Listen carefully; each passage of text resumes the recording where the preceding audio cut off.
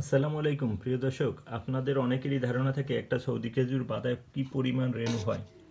আসলে একটা সৌদি খেজুরের বাদায় যে পরিমাণ রেণু হয় সেই রেণু থেকে আপনারা কিন্তু 20, 25, 30টা পর্যন্ত স্ত্রী ফুলের বাদাকে পরাগায়ন করতে পারেন।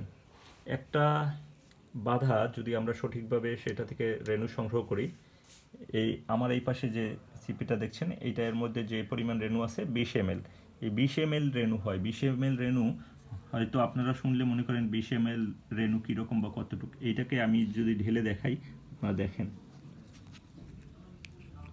কি পরিমাণ রেণু।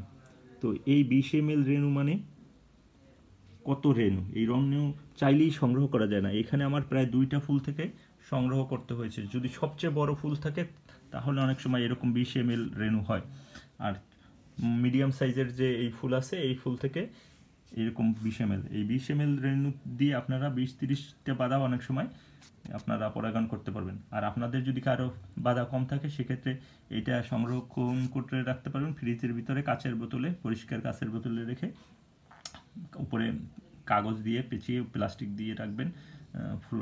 যে চিপসের বোতলগুলো যেরকম আছে ফয়েল, ওই জাতীয় প্যাকেটের ভিতরে ঢুকে তারপর বেঁধে রাখবেন যাতে পানি আর্দ্রতা কোনোভাবেই না ঢুকে। তো এইভাবে রাখলে আপনারা 1 বছর 2 বছরও সংগ্রহ করতে পারবেন।